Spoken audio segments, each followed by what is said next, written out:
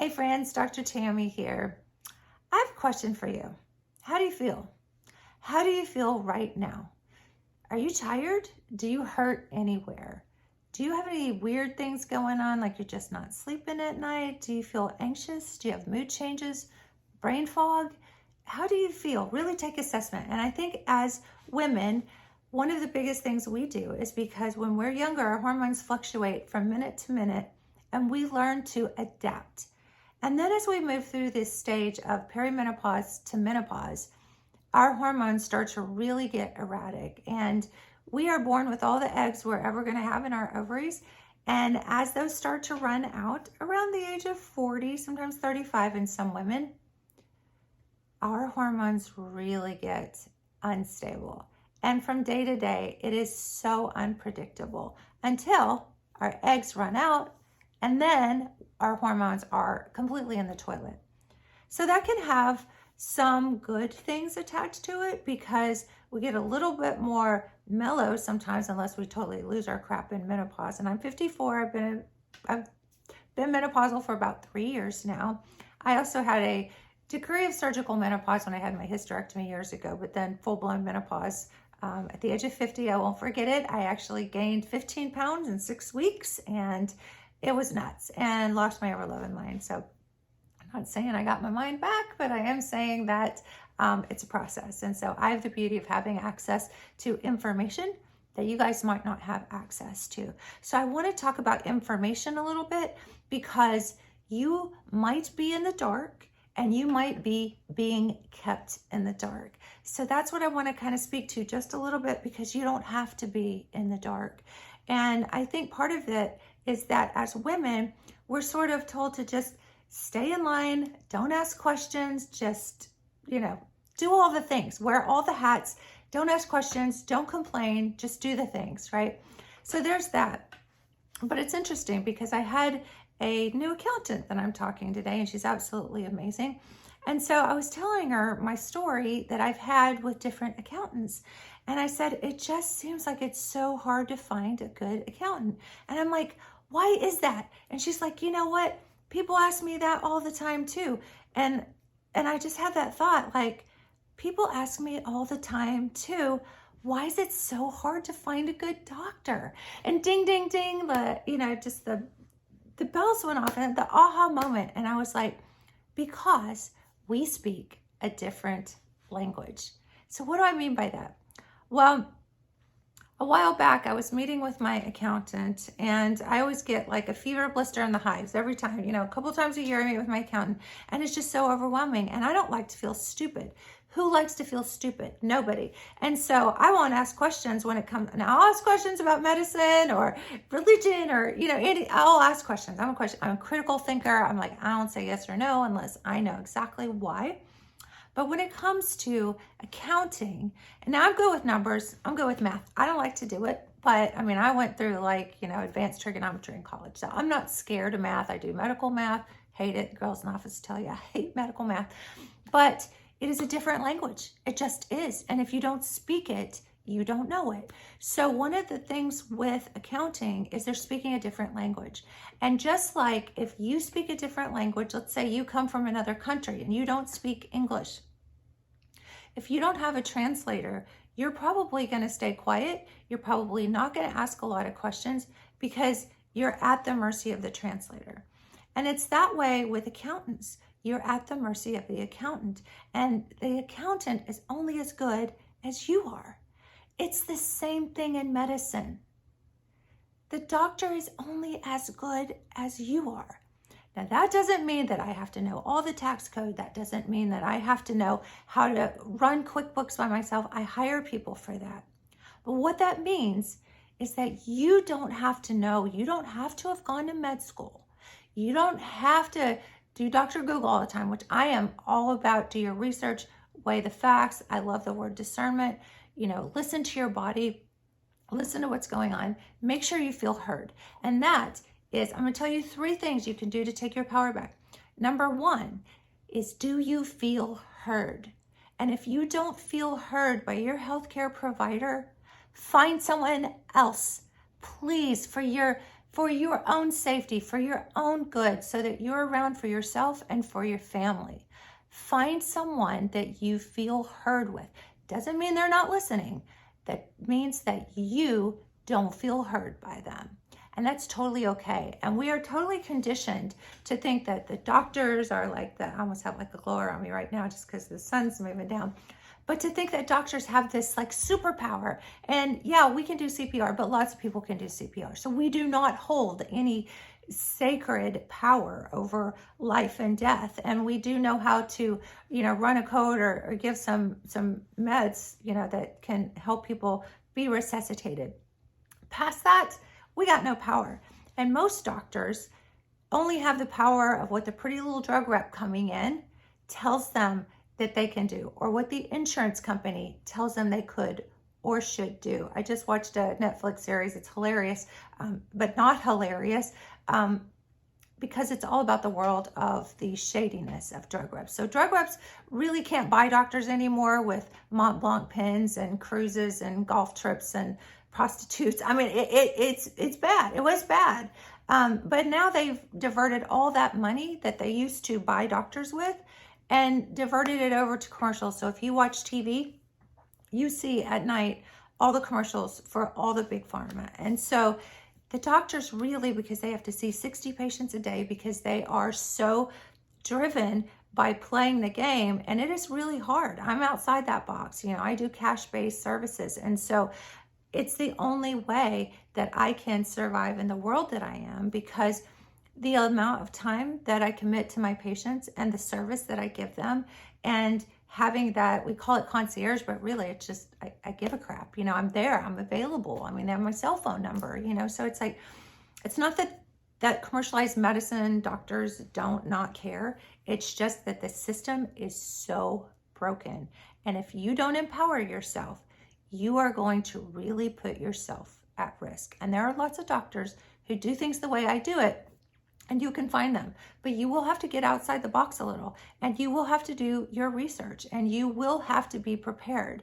So when I go visit with my accountant, no, I don't speak her language, but I can prepare myself. I can have my books. I can have my bookkeeper there, the one who knows all the things that I don't know. And so I'm always really prepared by having someone with me who does my books. I would not go alone. Maybe you need an advocate. Don't go alone. Maybe you probably know someone in the medical field that you could ask, say, hey, I'm having these XYZ symptoms. I'm going to go talk to a doctor. Who should I go talk to? What should I talk to them about? What should I ask them? Where should I start doing my research? I know that you're busy. I'm busy too, but I still have to make the time to go meet with my accountant. And even if you just use HR Block, I don't know what that is, but being a business owner, I have to have an accountant, and they have to keep everything straight, right? So one of the things that I really, truly believe, and I won't get into politics, I promise, but I truly believe is that one of the reasons that those accounting codes are so difficult, and that you literally have to have a book that thick. Even if you go to HR Block, you still have a book that thick. You can't read all that, and you're signing the bottom line on something that there's no way you could read all that. And even if you did read all of it and you were still awake by the time you got through it, would you really even understand what you were reading? And so there's a huge liability when you sign the line on that return that you understood everything that was in there, and you're still at the mercy of your accountant to translate it to you. It is the same thing in medicine. You are still at the mercy of that provider to translate. And if you're going to take a medicine, or you're going to do an intervention, or you're going to do anything to have a surgery, anything, if you don't understand exactly how that's going to affect you. So that's number 2. How will it affect you? Now, lots of people have side effects. Lots of people have interactions. Lots of people have complications from surgery. But when you, number 1, feel heard, you can have the conversation and say, what's this mean to me, given my circumstances? And that's another thing, is you need a doctor who knows you. It's so funny. My staff, when they come in, I'll tell them, we've had some new staff hires, and when they come in, I'll tell them like Mrs. Jones is coming in, and I'll be like, oh yeah, that's the lady who's the mom of the twins who had, had surgery when they were born, and she's the, soccer mom. And so I know everything about, not everything, but I know everything that impacts my decisions when I talk to her about hormones, or when I talk to her about any kind of intervention, or whether she should go have surgery. So all of that plays in: stress, environment, what's going on in her life, all of that plays in. And so when you're with a doctor who only has a few minutes with you, I always say a headache is not an aspirin deficiency. You have to do your homework in advance. So number one, feel heard. And number two, how is this going to impact you? Okay. So, and at this point you might be thinking, I feel fine. I'm okay. I'm really okay. Yeah, maybe I've gained 10, 15 pounds. No big deal. I can, I'm fine. I can fit my clothes okay. Maybe you're thinking, yeah, I'm a little achy when I wake up in the morning, or maybe my rings don't fit, or maybe you're thinking, yeah, I've got a little brain fog and I'm tired, and you just make all these excuses. Well, I went to bed late. Why'd you go to bed late? What was going on? What, could you not sleep? There's so many factors. So don't minimize your symptoms. Make sure that you feel heard. Make sure you do your research. You don't have to know everything, but make sure that you know everything about your body that you possibly can. Most people know more about the way their car runs than the way they run. You have a guide in your glove box. Where's your guide? The only way you get your guide is if you do your homework. And I know that sounds daunting and overwhelming, and the last thing I would want to do is go read tax code. That would suck. I am not going to do that.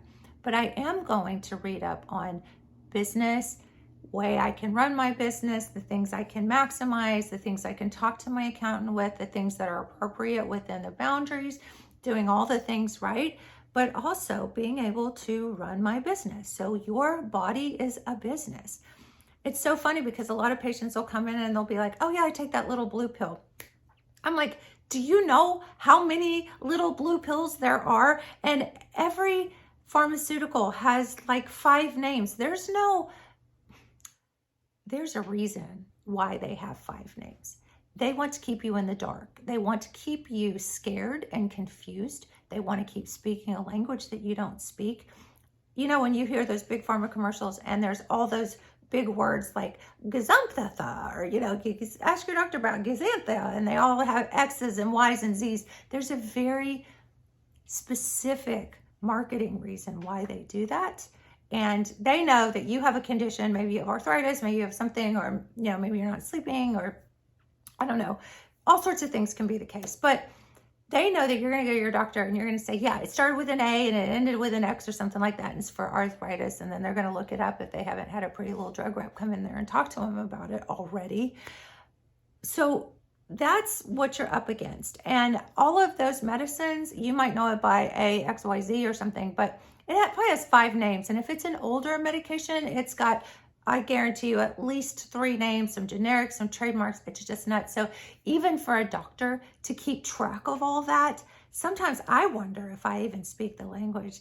And so kind of backtrack, one day I was actually with one of my prior accountants, and I just wanted to cry. In fact, I think I did a little bit, because I was just like, you guys are, I have no idea what you're talking about, because they were talking about things that that I needed to do with, like, having stuff for my employees and stuff. And I'm like, I have no idea. And they were like, well, did you pay this? And did you pay that? I'm like, yes, I just don't know what you're talking about, because I have someone that I pay that handles all that. And you just have to trust that, right? Which is really scary. And it's worse to me in medicine, because if something impacts your life, or cancer, or something horrible, that is much more impactful than maybe I didn't, I forgot to cross, my T or dot my I or something on a form somewhere. So all that said, I just realized in that moment that I didn't speak the language, and it was okay. And I let myself off the hook from feeling stupid, because nobody wants to feel stupid. And in that moment, I felt okay, because I was like, oh, you guys are just speaking a different language. That's okay, right? And I get it. Patients, you speak a different language, and that's okay. But you have to take your power back.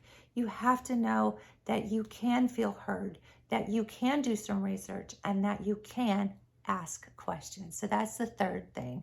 Feel heard. Feel heard. Find the right person. Do your research and ask questions. Very, very important. I say that because I love you. I say that because from the bottom of my heart, I care so much. And I'm so tired of patients coming to me saying, I never felt heard and I was scared. And now they have conditions that are life-threatening. And, it's really hard for me to walk that back when they're really, really sick. And I have so many people tell me, you're my last resort. And it makes me want to cry, because I should have been their first resort. And I'm not saying I want to be your doctor, or that I should be your doctor, or that you don't have a good doctor.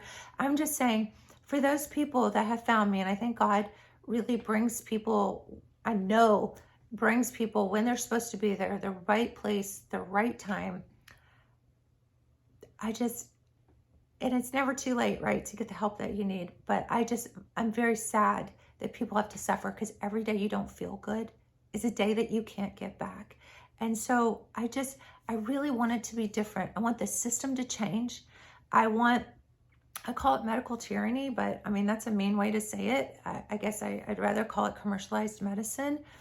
But I want the tyranny to stop. When I write my notes chart, I don't use the word erythematous when I write red. Okay, so if you have a lump on your skin, I'm going to put red raised nodule or something like that. Most people want to know what a nodule is. I'm not going to say an erythematous, I use English. I speak English because I want to give my patients copies of my notes when they leave, because they're going to be very overwhelmed, because I overwhelm them with a lot of stuff. But I write it down, I send it with them. Not always, if we're just doing simple stuff, but if I'm starting with a new patient, I want them to have all that information. I want them to go look it up. I tell them, go look this up, go Google it. I know doctors will tell you not to do that. The reason they tell you not to do it is because they don't want to answer your questions. Because why? Because they don't have time. They might care, but when they have to see 60 patients a day, I guarantee you that you're not a priority. And them caring is really only caring as much as they have the space to care about that one thing. That one thing is a symptom, and that symptom is telling you that there's something wrong. And even if it's just a sore knee, or even if it's just a headache, or even it's just you're not sleeping well, that one thing, I guarantee you, is attached to a lot of things. If you have joint pain and you have inflammation in that joint, that inflammation is in your heart, and it's in your head, it's in your brain, it's in your blood vessels, and that is a heart attack or stroke ready to happen. And then one of the biggest things that I come up to, because I'm passionate about being a menopausal female, and it freaks me out that it's almost like when you start to have the conversation about hormones, a lot of doctors out there in the commercial world will say, I don't believe in hormones. Oh my gosh, that goes through me so heavy, because first of all, there are tons of hormones in the body. There's insulin, there's thyroid, there's ghrelin, there's leptin. There's tons of hormones in the body. What they're doing is they're going to estrogen. And what happens is when they do that, everything's estrogen and everything's breast cancer immediately. And I don't believe in that. And that's the end of the conversation. The interesting thing is you say, okay, would you test my hormones? If you can get them to test your hormones, what's going to happen? They're going to check a TSH, which is one part of a big thyroid panel. And they're going to say, now, when it's convenient to use the word hormones, because they tested your hormones, when it's convenient to use the word hormones, now all hormones are thyroid. I checked your hormones, they're fine. And you're just like, okay, you don't have any reason not to believe that, unless you have gotten sick and tired of being sick and tired, or unless someone has told you it's okay. You can ask questions. You can find another provider. We're not old country doctor school time when there was only one doctor in the town and you had to do whatever they said and you had to suck it up. And they said, if you didn't, you got tagged as non-compliant. Oh my gosh, that is the worst word. This is your body. This is your choice. This is This is your life. If you choose not to do something that a provider tells you that you should do, you need more information. If you feel weird about it, or you get to the pharmacy and you start reading the side effects and stuff and you have questions about that, that's your signal that something's not right here, because somebody didn't tell me all these things. We didn't have informed consent. And so you really have to listen to your intuition, and you really have to be able to stop being scared, because that ain't the only game in town. I'm telling you, it's not the only game in town. And you can ask around and you can get referrals. Find somebody that you feel heard. Okay, so when we talk about, make sure you feel heard. Make sure you do a little research and homework. You don't have to know everything. You don't have to go to med school. But if you're having something, you think it's a thyroid problem, look up some thyroid symptoms and be ready to ask about those. And if your provider doesn't do this for you, think about finding a different provider, and don't take no for an answer. And I will say, there are a lot of lifestyle things. You can do supplements, you can change your exercise patterns, you can change your environment, you can do all sorts of things. But when it comes to menopause and running out of eggs, I'm very passionate about getting the help that you need. I truly believe in bioidentical hormones. I truly believe in hormone testing, and I think it could save your life. So I want to leave with one little thing about hormones, because that was on the show today that we talked about that.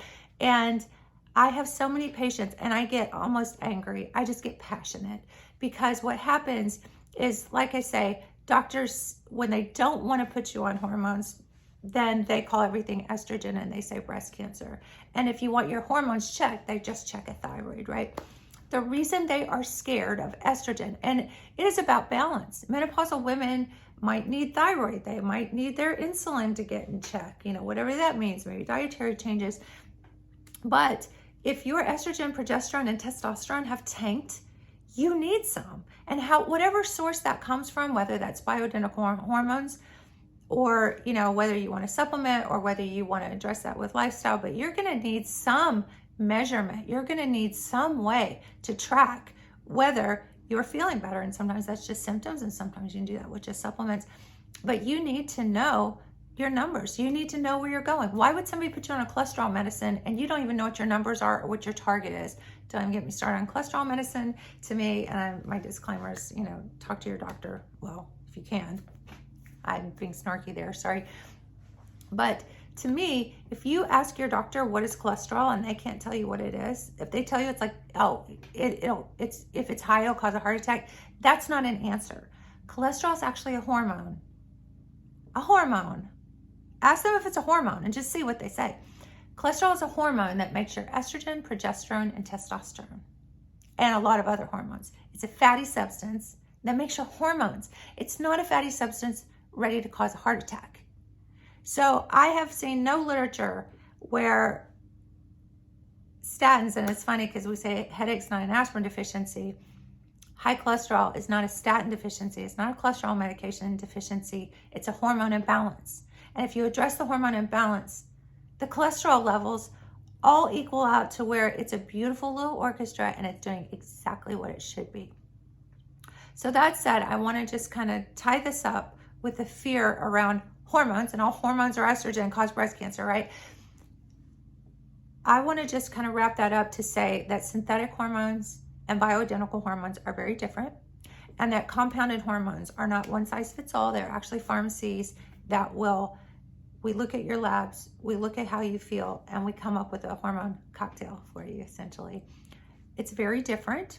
The monitoring process is very important. And there was a study done in 2002, a very large study, tens of thousands of patients, and they used synthetic hormones. So there were many, many flaws in this study, but the biggest flaws were that they used synthetic hormones, and that they took women who are anywhere from 5 to 15 years, it's quite a spread, after menopause. So they did not have the benefits that we get. I take my estrogen because I want to keep my brain clear. I want to keep my bones strong. I want to do testosterone to keep my muscles so I don't fall, so I am agile, so I can do all the things I want to do and have the energy, and I don't get injured as easily. I want all that. I want the heart protection, the brain protection. And so they had none of that for 5 to 15 years. And then you go put them on synthetic hormones, and then they didn't even balance them. They just put them on estrogen. And yeah, there's a whole crap ton of bad things that happened at that point. So whenever you think about things, back up just a little bit and say, does this make sense? So in your question asking, does this make sense? When you're doing your research, just ask, does that make sense? Because if you think about who gets, let's just say breast cancer, everybody's scared of estrogen for breast cancer, rightfully so. And I'm not saying hormones are right for everybody, but I'm saying you deserve a conversation. When you think about who gets breast cancer though, it's women my age, women without hormone therapy, who have no estrogen or progesterone. I mean, I'll show you. I can show you my labs. I can show you my patients' labs. It's like 0, which is nuts. I mean, just nuts. Why would we deny women care? It's just, I can't even. But I will tell you that a young woman in her 20s, her risk of breast cancer and her estrogen levels are 300 to 600. And mine are 0 if I don't take therapy. Her risk of breast cancer is super, super low. It does happen, but it's super low. A menopausal female, we have almost a 1 in 8 chance. So if you think about that, if you're a menopausal female and you have a 1 in 8 chance of getting breast cancer with no estrogen, something doesn't add up. So you have to ask questions. So there's my soapbox for today. I just love y'all. I want you to feel good. I want you to feel heard, and I want you to get your needs met. And you deserve to have the best of the best and the best life, and to feel good for your family, because they say life is too short to feel bad. And the only currency that you have is your health and your vitality. I love where I'm at right now. I love my age. Yes, there are times when I compare it as the young teenagers and I see and I think, oh, I wish I had that skin back. Oh my gosh. And I think you guys don't even appreciate what you have. But I would not trade my wisdom. I would not trade my learned boundaries. I would not trade the information that I've gained.